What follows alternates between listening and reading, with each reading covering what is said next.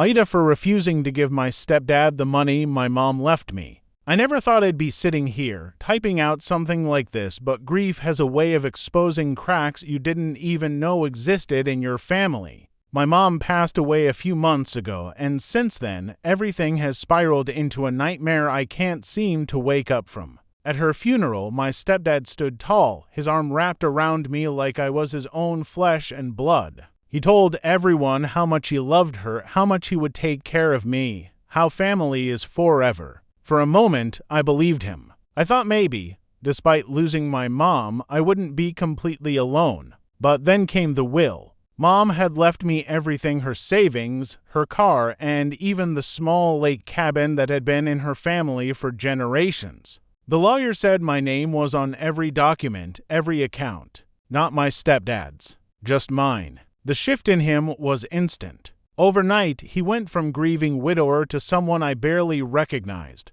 Suddenly, he started talking about shared responsibilities and honoring your mother by looking after me. He wasn't asking, he was demanding. He sat me down one evening, staring me dead in the eye, and said, "Your mom would want me to be taken care of.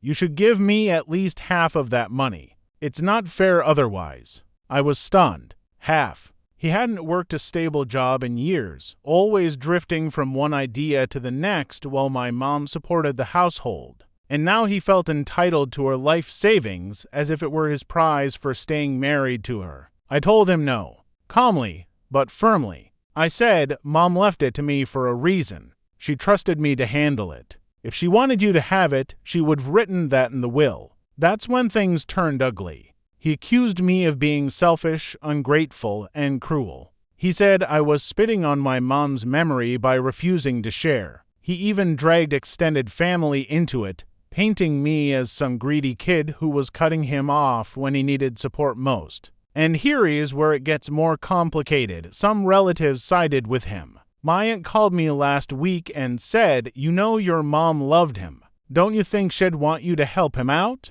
He gave years of his life to that marriage. But all I could think about was how my mom had cried to me quietly late at night when she thought no one else could hear. She once admitted she stayed with him out of guilt, not love, that she didn't want to abandon him when he had no one else. She told me she was making sure I would be okay no matter what, and that's why she made the will the way she did. It feels like betrayal. Betrayal from him for trying to manipulate me in my most vulnerable state. Betrayal from family for pressuring me to give up what my mom wanted me to have. And honestly, a betrayal of my own grief I can't even mourn properly because every day feels like a battle over whether I'm selfish for standing my ground. I haven't given him a cent. But the guilt eats at me. He calls, leaves voicemails, shows up at the cabin sometimes, standing outside like he owns the place. I don't know how much longer I can deal with it before I snap. So AITAH for refusing to give my stepdad the money my mom left me. At first, I thought saying no would be enough. That head sulk, maybe throw a tantrum, but eventually accept that my mom's decision was final. I was wrong. The calls became daily. Sometimes he'd leave voicemails crying, sobbing so hard it was hard to make out words. Other times, he'd leave angry rants, "You're a selfish brat. Your mother would be ashamed of you. I gave her the best years of my life, and this is how you repay me." Then, the letters started. Handwritten notes left under my door, stuffed into my mailbox, even one slipped under my windshield wiper at work. They all said variations of the same thing: how I was ruining his life, how he deserved that money, how I couldn't possibly handle it on my own. One note actually read, "If you loved your mom, you'd honor me too. I was her husband. You were just her kid." That line shattered something inside me. Just her kid, as if being her daughter, the one she raised, comforted, confided in, didn't matter. As if his flimsy marriage bond outweighed every memory and sacrifice my mom had made for me. I blocked his number, but he found ways around it. Different phones, Facebook messages, fake accounts. Every time I thought I could breathe again, he popped up like a ghost. And then it got worse. I was served papers. Had lawyered up. He was suing me, claiming spousal rights to the estate. The irony. The money in question wasn't even hers entirely. It came partly from my grandmother's inheritance, passed down through the women in our family. My grandmother left it to my mom, who then left it to me. It had never been his. Not once. The stress nearly broke me. I couldn't sleep. I'd wake up at 3 a.m., heart racing, convinced I'd hear his car pulling up the driveway again. My hands shook constantly. Work suffered. Friends stopped calling because every conversation circled back to my stepdad and the lawsuit. I hired a lawyer of my own using my mother's money to defend myself from the man who was trying to steal it. And here is the kicker. In court, he painted himself as the victim. He told the judge he had supported my mother emotionally, that he was a father figure to me, that she would never have wanted him left destitute. He even cried on the stand. Actual tears like some washed-up soap opera actor. When my lawyer cross-examined him, though, cracks appeared. He hadn't held a job in nearly a decade. He had no savings. He admitted that my mom had been the sole provider, and when pressed on whether my mom had ever told him he'd get money after she passed, he stammered, well, it was implied. It wasn't. My mom was meticulous. She had written detailed instructions, even letters to me explaining why she structured her will the way she did. And not once did she say, "Make sure Hay's taken care of." The judge ultimately sided with me. Every penny remained mine. But winning didn't feel like victory, because after that, the smear campaign began. He turned more of my family against me, cousins, uncles, even people I hadn't spoken to in years. They flooded my social media with nasty comments. She's heartless. She's letting a man who loved her mother rot. Blood may be thicker than water, but she's ice cold. One even wrote, "Enjoy your blood money." I deleted my accounts. I felt like a fugitive in my own life. And yet, despite everything, there was a part of me that wondered if they were right.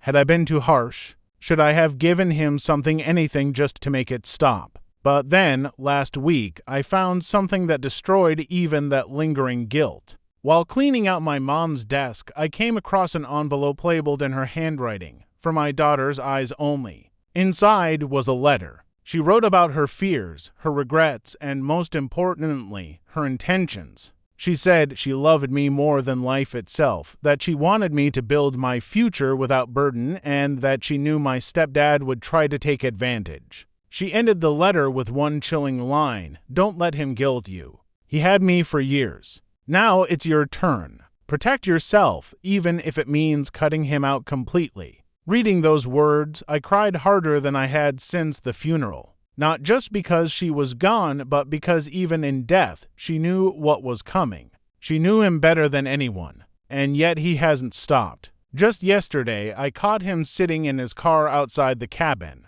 He didn't come to the door, didn't say a word, just sat there, staring, as if reminding me he isn't going anywhere. I don't know how this ends. Maybe with a restraining order. Maybe with me moving away. Maybe with him finally giving up. All I know is this: betrayal doesn't always come from strangers. Sometimes it comes from the person who promised to be family and then proved in every way possible that you were nothing more than a wallet to them. And every time I ask myself, am I the asshole? I read my mom's letter again. And the answer is always no. After that night, when I saw him sitting in the car outside the cabin, my stomach hasn't unclenched once. He didn't honk. He didn't knock. He just watched. It was like he wanted me to know he was still there, waiting.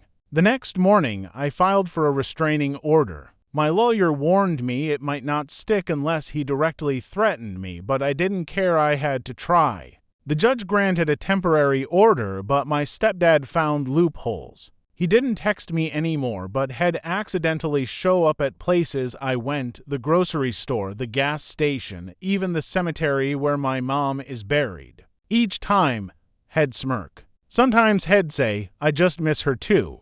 Other times, "You'll come around eventually." The words weren't threatening on paper, but the way he said them made my skin crawl. Then, things got uglier. One day, I came home to find the cabin door unlocked. Nothing was stolen, but drawers were open. Clothes dumped. The envelope with my mom's letter, the one that had kept me sane, was missing. My heart nearly stopped. I tore the place apart until I found it stuffed behind the radiator, like someone had read it and hidden it just to show me they could. I knew it was him. Who else would know what that letter meant? The police brushed it off. No forced entry, no proof, they said. My lawyer told me to change the locks and install cameras. I did both, but it didn't stop the feeling that I was being watched constantly. A week later, the betrayal spread closer to home. One of my cousins, Jenna, who had always been like a sister to me, called out of the blue. At first, it was just small talk, asking how I was coping.